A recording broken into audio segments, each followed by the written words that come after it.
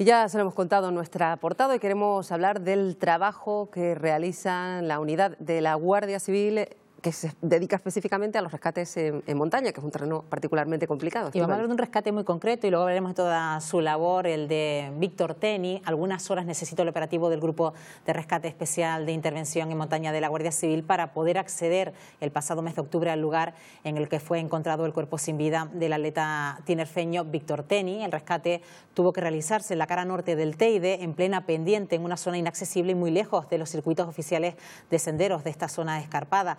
La preparación de los miembros del GREIM hizo posible una intervención en la que, pese a las dificultades orográficas, lograron posar el helicóptero que ayudó en las labores de rescate y traslado del cadáver. Pues para hablarnos de esta labor y en concreto de esa operación, de ese operativo, se encuentra esta mañana con nosotros Juan Carlos Ubero Guerrero, que es capitán de la Guardia Civil de Puerto de la Cruz. Capitán, ¿qué tal? Muy buenos días. Buenos días, señor Ubero, gracias por venir. Muchas gracias. Además, usted participó de ese operativo el pasado 21 de octubre. Bueno, no sé si fue 21 o 22, pero estuvieron ahí entre que encontraron el cadáver y luego fue el operativo de rescate algunas horas. Sí, fue hallado el cadáver por la tarde por un cazador. Entonces, por lo inaccesible de la zona, se decidió que a la mañana siguiente, a primera hora, nos pondríamos en marcha para ver si éramos capaces de llegar al cuerpo de la persona que se había hallado y poder recuperarlo. Miren que llevan tiempo trabajando, haciendo este tipo de trabajos tan complejos, pero este en particular, que se realizó hace apenas un mes, ha sido de los más complejos a los que se ha enfrentado el grupo especializado en rescates de montaña aquí en Canarias, ¿no? Además del grupo especial de montaña, fueron otras unidades, porque claro, como sospechábamos que podía tratarse del cadáver de Víctor Teni, había pasado tanto tiempo desde su desaparición, fue un equipo de policía judicial para poder tomar muestras y poder proceder a la identificación de esta persona, además de personal de seguridad ciudadana. O sea, fuimos 9 personas en total, incluyendo a la persona que le había descubierto el cazador. Y les decía que ha sido de los más complejos a los que Yo creo que ha sido el más duro que he realizado en toda mi vida, porque el Teide, además de majestuoso, es durísimo y sobre todo en las zonas de senderos es fácil caminar, pero fuera de senderos es muy complicado y cada vez que dábamos un paso había algunas zonas donde la roca volcánica se abría y se nos introducía el pie como si estuviéramos en arenas movedizas, casi hasta la rodilla. Entonces es muy difícil caminar. Y eso que estamos hablando de un equipo muy bien preparado, pero estamos hablando de una altitud de 3.000 metros, porque fue más o menos a la altitud en la que se encontró el cadáver de Víctor Teni. La altitud exacta no la sabría precisar, pero sí que estuvimos caminando más de 2 horas desde la base del teleférico hasta que llegamos al cadáver de esta persona. Pero no sé si incluso en el operativo de búsqueda, cuando en su momento desapareció Víctor Teni, la Guardia Civil, el equipo montaña, estuvo cerca de esa zona haciendo batidas y sin embargo, fíjense cómo esas circunstancias que luego muy cerca de donde se realizaron esas batidas se encontró el cuerpo de Víctor Teni. Se realizaron búsquedas prácticamente por todas las zonas donde se sospechaba que pudiera encontrarse el cuerpo de esta persona. Lo que pasa es que se encontraba en una zona de muy difícil acceso, además junto a una roca de grandes dimensiones que le servía de parapeto, con lo cual podías pasar perfectamente a 10 metros del lugar y no percatarte de la presencia del cadáver. De hecho, esto fue lo que motivó que se tardara tanto tiempo en localizar a esta persona, pese al intensísimo rastreo que se realizó, porque tampoco es una zona por la que suele pasar demasiada gente, fue casi una casualidad que se localizara. Es que vamos, no es que no pase demasiada gente, yo creo que por aquí no pasa absolutamente nadie. Dio la casualidad de que una persona, cazador, que caminaba por la zona, pues lo descubrió, nos avisó y fuimos a buscarlo. Luego, además, para nosotros presentaba un reto, porque claro, desde un primer momento, vistas las características que presentaba, podíamos sospechar que se trataba de esta persona. Llevaba desaparecida muchísimo tiempo. Casi 4 años, ¿no? Casi 4 años, claro. La familia estaba deseosa de saber si era o no era. Entonces, claro, si vamos a hacer unas pruebas de ADN, tardan un tiempo hasta que se puede consignar efectivamente qué ha sido. Y al final se consiguió la identificación de esta persona como la que buscábamos por las huellas dactilares, porque el estado en que se quedó el cadáver, que fue casi momificado, pues permitió que a través de una reseña dactilar por el equipo de policía judicial nuestro, después de una muy ardua y laborosa labor, se pudiera tener la plena certeza de la identificación de esta persona. Capitán, fue un rescate complicado para ustedes, pero también para el helicóptero, me imagino. Fue complicado para todos, porque la zona donde se encontraba el helicóptero no tenía una posibilidad de llegar a poder posarse. Entonces tuvo que hacer un acercamiento y se posó lateralmente con un patín y desde el patín saltábamos al interior del helicóptero para ser evacuados y el cuerpo hubo que introducirlo también con mucha dificultad porque existe el riesgo de que la propia hélice del del helicóptero causara lesiones a alguno de los que estábamos allí. Bueno, de hecho creo que hasta el helicóptero puede llegar hasta el cono, hasta arriba, hasta lo más alto del pico del Teide en otras ocasiones, pero no sé hasta qué punto esas altitudes también son algo complejas para la actividad, el funcionamiento del helicóptero. La actividad del helicóptero es complicada en esas zonas porque el Teide, además de su propia orografía, que ya lo hace difícil, tiene muchas corrientes de aire.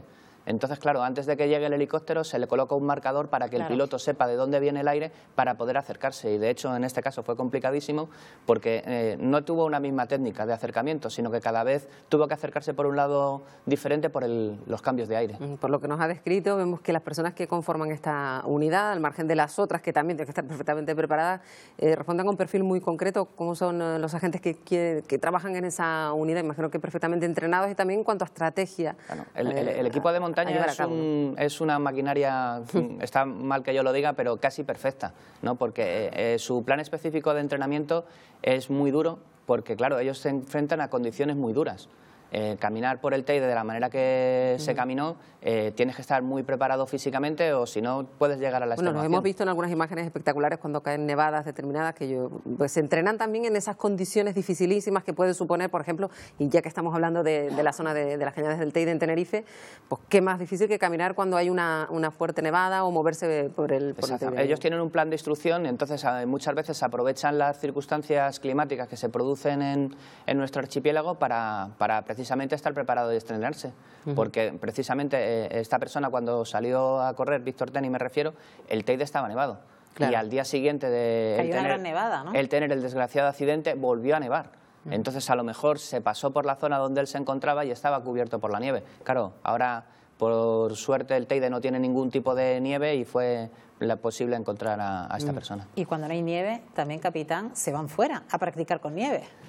También, ellos tienen la escuela de montaña, está ubicada en Jaca, en el Pirineo aragonés, entonces de vez en cuando tienen que hacer sus reciclajes y sus cursos específicos de adaptación a los medios que ellos llaman. Lo mismo escalan una pared vertical, que caminan sobre nieve, que hacen senderismo, ellos son, digamos, una de las unidades de élite de la Guardia Civil y están muy preparados. Decía yo que estamos hablando en concreto de la zona del Parque Nacional del Teide, porque este caso en concreto, pero es una unidad que se desplaza a cualquier punto de Canarias que lo necesite, que lo requiera. Exactamente. Ellos, en coordinación con la superioridad, cuando hay alguna incidencia, por ejemplo, yo antes estaba de venir a Tenerife nuevamente, estuve en La Gomera y ellos vinieron a varios rescates a La Gomera, un senderista alemán en la montaña La Fortaleza que cayó desde 60 metros de desnivel y por desgracia ha fallecido, pues ellos fueron a hacer el rescate que también costó 4 o 5 horas porque hubo que ir cortando zarzas para poder extraerlo porque había caído en una zona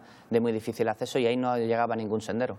Pero la montaña tiene que ser, tiene que gustar, tiene que ser algo vocacional para todos los que forman parte del equipo de montaña de la Guardia Civil, capitán. Hombre, algo de vocacional tienen que tener porque el entrenamiento tan duro al que son sometidos, si no tienen ese amor por la montaña y ese amor por el servicio, pues es difícil de soportar en ocasiones. Hablaba de La Gomera, pero ¿qué otros casos sonados han podido ser fruto de la intervención del Cuerpo Especializado de Montañismo de la Guardia Civil? Porque tenemos que decir que Canarias llevan ya más de 30 años. Llevan más de 30 años ya trabajando y tienen muchos casos que han sido muy importantes porque la galería donde se metieron unas personas a hacer senderismo por los silos que al final se quedaron... Piedra de los Cochinos. Piedra de los Cochinos, exactamente. Se quedaron sin aire y tuvieron que ser rescatados. Pues uno de los equipos que intervino y que trató de sacar a esas personas de allí fue el grupo de montaña. Bueno, pues la verdad que nos hemos acercado a esta labor, sobre todo teniendo en cuenta esa última intervención que han hecho en complicadas circunstancias en las faldas del Teide para rescatar el cuerpo de Víctor Teni, pero bueno, nos hemos acercado un poco a la labor que hace el equipo de montaña de la Guardia Civil en Canarias en estos 30 años. Juan Carlos Ubero, capitán de la Guardia Civil en Puerto de la Cruz. Gracias por habernos acompañado esta mañana. Gracias, muchas señor gracias Ubero. a ustedes. Buenos días. Buenos días.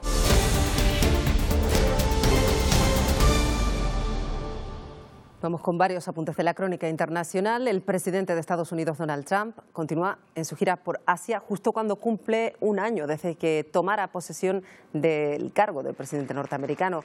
Hace poco llegaba a Pekín, en China, pero antes visitó Corea del Sur. Y allí dio un duro discurso en el Parlamento de Seúl contra Pyongyang. instando a buscar la paz a través de la fuerza, dijo.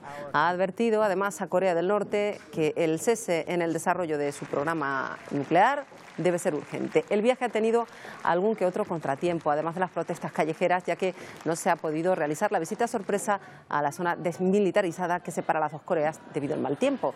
Tras su paso por China, Trump volará hasta Vietnam.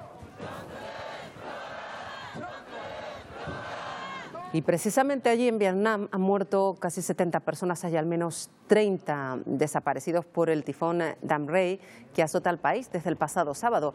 Las lluvias han arrasado cosechas, arrozales, además inundaciones, han provocado atascos en varias provincias. Militares residentes se han movilizado para limpiar algunas de las zonas afectadas y tratar de regresar a la normalidad. Las autoridades han anunciado que varias presas además están al borde de su capacidad y han señalado que habría que liberar agua para evitar su derrumbe. Vamos a hacer en este punto una mínima pausa para la publicidad. A la vuelta vamos con toda la actualidad del mundo del deporte con Carmelo Martínez. Será ahora mismo.